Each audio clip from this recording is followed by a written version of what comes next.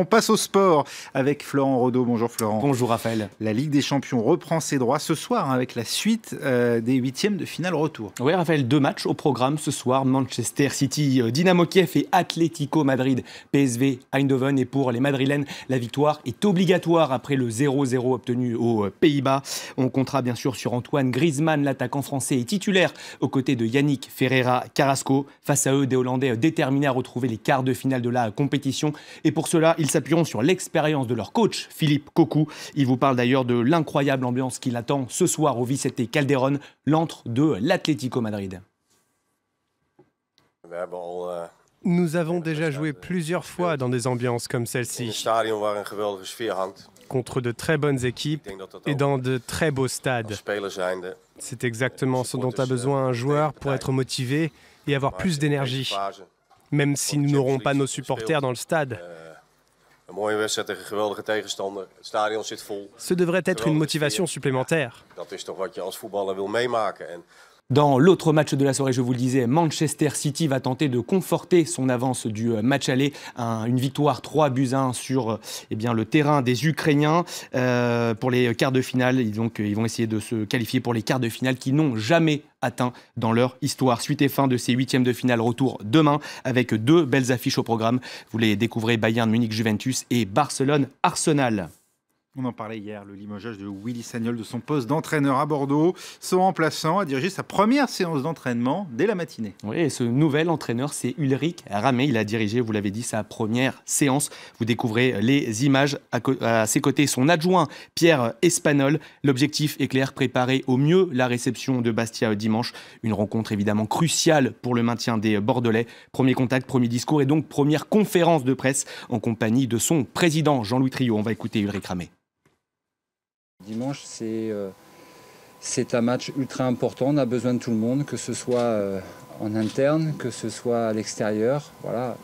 C'est à nous de gagner nos galons, d'aller chercher cette victoire, puisqu'il n'y aura personne d'autre qui ira la chercher. Donc voilà, on est tout un effectif avec un staff qui ne sont tournés que vers ça. Du tennis, c'est la saison sur dur au printemps aux États-Unis. Ça se passe à Indian Wells. Oui, déjà le 3e tour d'Indian Wells, le premier tournoi Master 1000 de l'année. Et on va commencer par prendre des nouvelles du Français Gaël Monfils, opposé à l'Espagnol Albert Ramos Vinolas. Le Français n'a pas tremblé. Une victoire facile, 6-1, 6-3 pour le Parisien. Vous découvrez la balle de match. 16 coups gagnants, 79% de première balle lors du second set. Tout va bien donc pour Gaël Monfils en Californie. En 8e de finale, il affrontera Federico Delbonis, tombeur surprise d'Andy Murray au tour précédent. L'Argentin s'impose 6-4, 4-6, 7-6 face à la tête de série numéro 2. C'est la première grosse sensation de ce tournoi d'Indian Wells. L'Écossais est apparu très tendu sur le terrain et s'incline 7-3 dans le tie-break de la dernière manche. Un 3e tour qui a également vu la qualification de Tomas Berdych. Le Tchèque, futur adversaire des Français en Coupe Davis, dispose du Croate Borna Koric en 2-7. Le score 6-1, 7-6. Stanislas Wawrinka a aussi validé son ticket pour les 8e de finale. Succès là aussi en 2-7 face au Russe Kuznetsov. Vous découvrez toujours les tenues très colorées de Stanislas Wawrinka. Marin Cilic passe également. Le Croate bat l'Argentin Mayer 6-4, 6-3. Il affrontera Richard Gasquet au prochain tour en 8e de finale.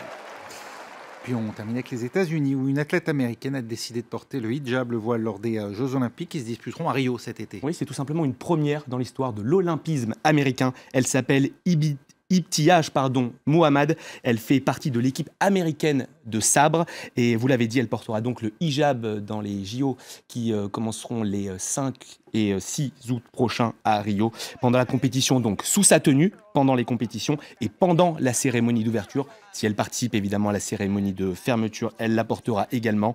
Invitée du talk show d'Hélène Desgeneres hier, elle a expliqué les raisons plutôt originales de son choix. Je vous propose de l'écouter.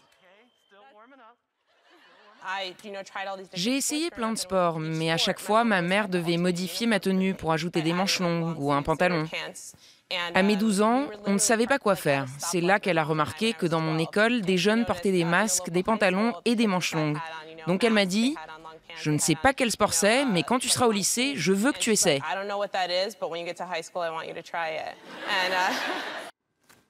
Et rendez-vous donc à Rio pour Ibtiaj Muhammad, l'athlète américaine du sabre. Merci beaucoup, Merci Florent. C'était le journal des sports.